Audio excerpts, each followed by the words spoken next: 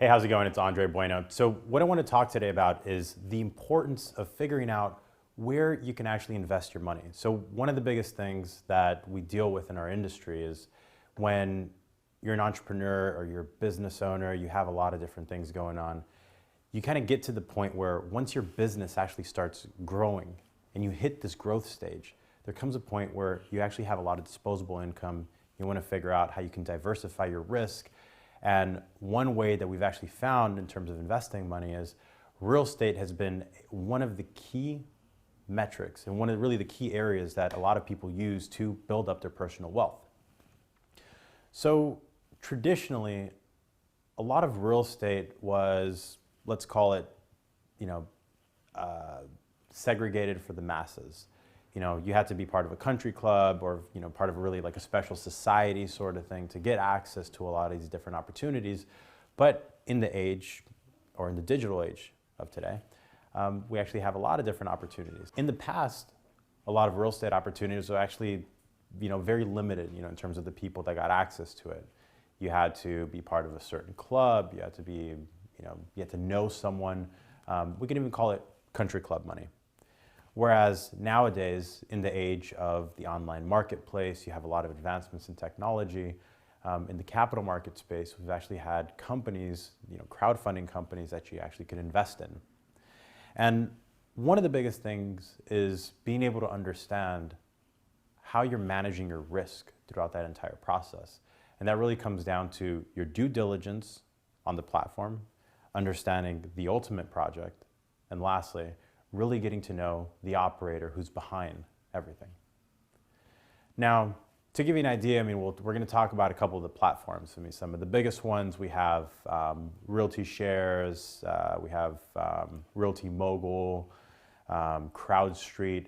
There are a variety of different platforms you could choose from, but really the main thing is to be able to understand what your risk tolerance is and really how comfortable you are with having your money locked up.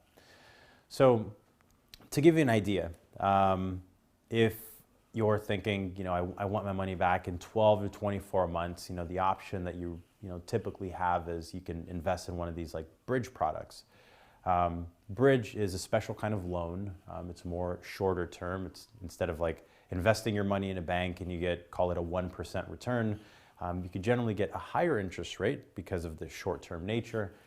That actually gives a lot of operators, such as myself, a lot of flexibility when doing certain projects.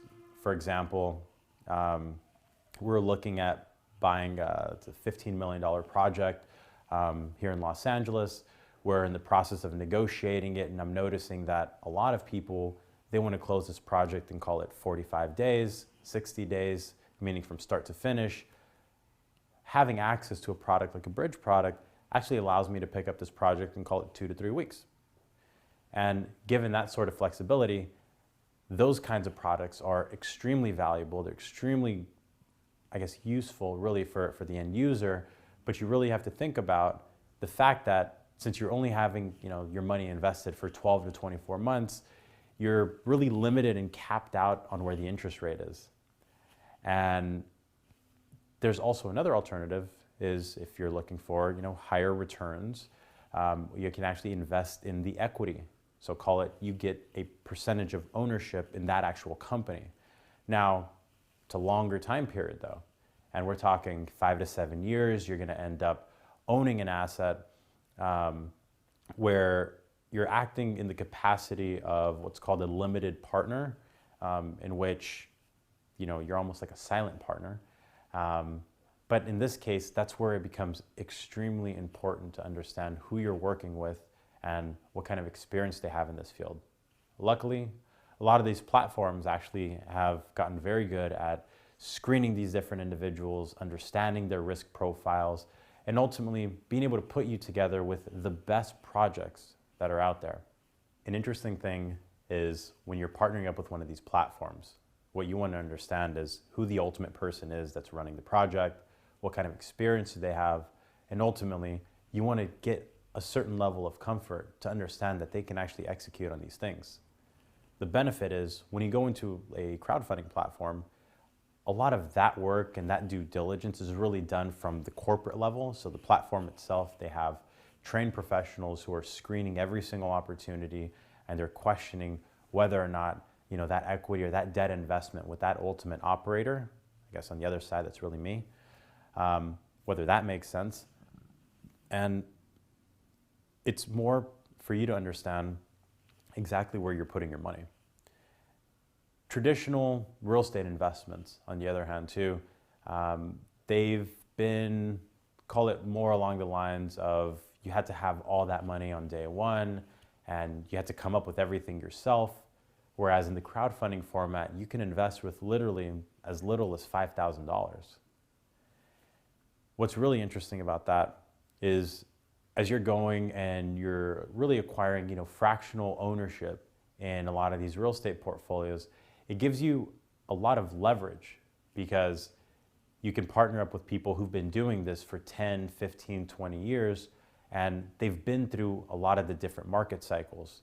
So for example, when I started my business in 2006, we went through the financial crisis. We had a lot of experience with understanding how to manage risk, you know, pre and during the crisis. And that really changed a lot of really our perspective, so that when in 2014, when I met Tai, we were having a couple conversations about how to expand a business. You know, we got into the 67 Steps program. And as we're learning really, you know, the true skills of what it takes to really build a business up, me becoming that subject matter expert in this field of real estate really opened up my eyes in terms of, you know, how to manage risk and how to effectively be able to get this project from start to finish. So how does this work? If you're investing in the equity, you're actually owning a percentage of that limited liability company. And what makes that great is that you actually share on a percentage of the profits in terms of the cash flow from day to day. And when there's ultimately the sale, you actually get a percentage of that as well.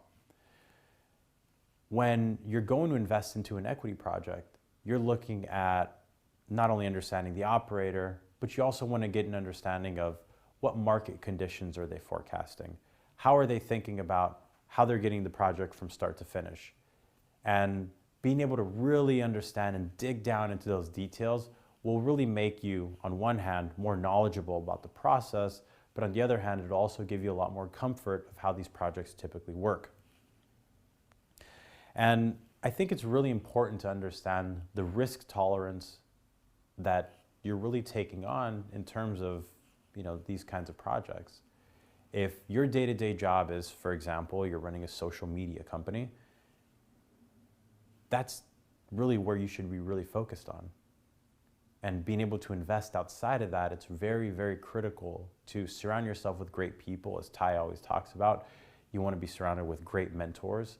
And really when it comes down to your peers, you want your peers to be the best in class in that specific segment that you're operating in. For me, I actually operate specifically in the multifamily segment. I focus on apartments. We've been doing transactions really across the United States for the last, I want to say last decade. And as we really think about, you know, how the market has changed, you know, how it's evolved between the ups and downs of the Federal Reserve and, you know, interest rates really being at all-time lows, it's giving us a lot of flexibility, not only in terms of acquiring good opportunities, but we're looking for the diamond in the rough, call it the mismanaged property that doesn't have the best person managing it, or we're looking for the property that it could have been built a little bit bigger, but someone left money on the table, or the regulations changed. And we come in and we really capitalize on that. Now, every business plan is different. And as you think and assess of your risk tolerance, you can think about it really from 4 different scenarios. The first one is your core investment. Core investments are, call it very nice apartment, a very nice house, or whatever the real estate investment is, you know, in a very nice neighborhood. Call it Beverly Hills, Santa Monica, you know, one of these, you know, higher density, or I guess call it just better neighborhoods. But your return is actually going to be a lot lower because in the world of real estate, you're compensated for your risk. So because there's not much risk in really owning real estate in Beverly Hills, your return that you typically get for a project like this, call it, it's anywhere from 2 to 2.5% per year. As opposed to a core plus investment. This could be in a given location, call it, in a different neighborhood. Maybe it's a up and coming neighborhood like a Mid-Wilshire or a Koreatown. I know we're talking specifically here to Los Angeles, but I want to give you an idea of what that kind of profile looks like in terms of the different opportunities. Your core plus investments, they'll get you a little bit of a better return, anywhere from 5 to 8% per year. That's typically where you're going to find things, and that's really annualized over the course of that investment. And then you have more of the value-added projects. So these are projects, and it could be a project that needs a little bit of work. Someone hasn't been doing what they're supposed to be doing. Maybe the rents are low. Maybe the expenses are too high. Maybe they're targeting the wrong demographic. So the wrong person is living in these buildings versus if you pivoted the business plan a little bit, you'd be able to get a better clientele in there. These kinds of projects are really located in any one of these neighborhoods, but it really comes down to how you're looking at, assessing the opportunity. So when it comes to these value-added projects, for example, you're looking for someone that has, the ability not only to carry out that business plan, but that has, really good data to be able to support the facts. So for example, we picked up an apartment portfolio in the Midwest. Some of the properties were actually closer to hospitals, and one of the properties was actually in between a hospital and a university, and the kind of population that was actually living in this community, they were actually more of, call it, more in the lower income segment. And when we picked up this building, we quickly realized that the best thing that we could possibly do, not only for the community, but for really the investment itself, was to find the perfect demographic to be able to partner with and actually to be able to help create housing opportunities. Now for us, as full-scale developers, we're really looking at how can we get a project really from start to finish and partner up with local subject matter experts. So in this case, we partnered up with the U.S. Office of Refugee Resettlement. We found that there was a huge need for this demographic, even though on first glance, maybe catering to the nurses or to the students seemed to make a lot more sense.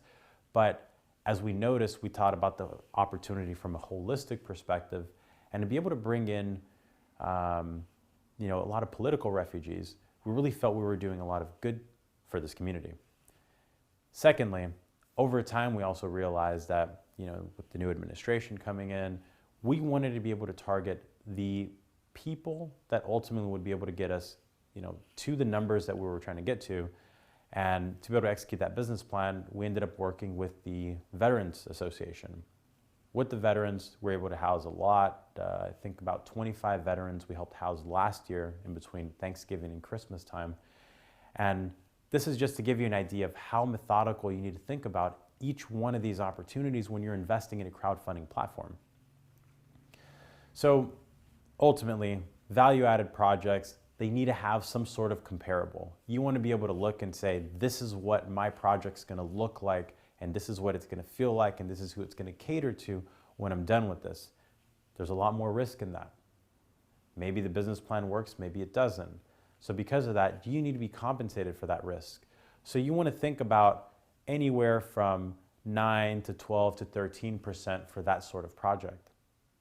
And then ultimately, the last one, so we talked about core, we've talked about core plus, we have the value-added projects, and ultimately we have opportunistic projects. Now, opportunistic projects, probably not where you want to be at on your first project. These will get you a higher return because you're taking a lot more risk. So this is getting an apartment complex and completely demolishing it to rebuild into something else. The kind of operator that's doing this needs to have a lot of experience. You they better have been doing this for at least 7 to 10 years, because you want to know that the person you're partnering with not only understands this inside and out, but has the experience to really be able to carry out this business plan no matter how the weather blows and how the economy really goes. So ultimately, why invest in a project like crowdfunding versus a REIT? A REIT, if you're not familiar, is a real estate investment trust. It's actually a publicly traded company. And what they end up doing is they raise money using the stock market to be able to buy apartment complexes, or to buy hotels, or to buy manufacturing facilities, or really whatever their investment thesis is. The reason why investing in crowdfunding is actually a lot more appealing than investing in a REIT is because you actually have more control, since you're working on one project at a time, versus a REIT, it's the conglomerate of the 50, 100 different projects that they have going at any given point in time. For us, managing risk is imperative. It's actually one of the most important things that we want to think about in the world of finance. So with real estate, for example, we want to know that we're partnering up with the right people. We want to know that our projects, we're mitigating the risk. We want to have an idea of what that timeline is going to look like. And in terms of how a REIT is typically structured, because you have the ability to buy in and buy out, your returns are actually a lot lower compared to investing on a project by project basis. Now, another opportunity that we have is actually investing your money in, let's say, a bank. Now, if you're on the debt side, for example, right, and you're investing in a project that you're expecting to get your money back anywhere from 12 to 24 months, these projects, if you were to invest directly with a bank, maybe you get 1% for your money. You have it in what's called a certificate of deposit. Versus if you do it on a crowdfunding platform, not only do you get a higher return, but because it's so tech-driven, you actually get a better return, because the platforms are run a lot leaner. So if you're investing in a bank, you have the accountants and the tellers and the bankers and everyone that needs to get paid everywhere in between.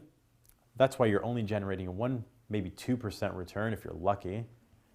Versus if you're investing in a crowdfunding platform, returns typically could be anywhere from 5 to 8%, depending on what platform you use and how the fees are calculated and all that. I think the most important thing, as Tai always talks about, it's you want to be surrounded by people who not only, one, understand this, but two, you want to be able to consume enough content to get a general understanding of how this field works, and you really learn that in the due diligence process. So, to recap, crowdfunding, it's an amazing way that you can actually invest your money. You get to leverage people that have been doing this and focused on this 100% full time for the last decade, for example. And you're able to get in, benefit off the last decade of all the lessons that they learned along the way. And at the same time, you get the opportunity to not have to have tenants calling you in the middle of the night when their toilets are leaking. You get the benefit of generating cash flow. And really from a tax perspective, you actually get, some of the depreciation along the way. You get to actually offset some of your income, if certain things happen in the business. And I feel that crowdfunding really gives a lot of opportunities for different entrepreneurs to be able to make money as a second income. So we have a variety of different ways that we can actually get smart about this. I blog a lot. So for me, it's like I write a lot on LinkedIn. I publish a lot on Medium. Those different websites actually give me a lot of access in terms of being able to communicate with my audience. And ultimately, the biggest thing is you want to educate yourself. There are a lot of great books out there. There's a lot of great courses. Most importantly, being able to really understand how the real estate process works really comes down to getting access to this sort of information in the world of the internet. You can get it really anywhere. You have a lot of great forums out there. Biggerpockets.com is a great forum that my friend Josh runs. Ultimately, the more you know, the more you grow.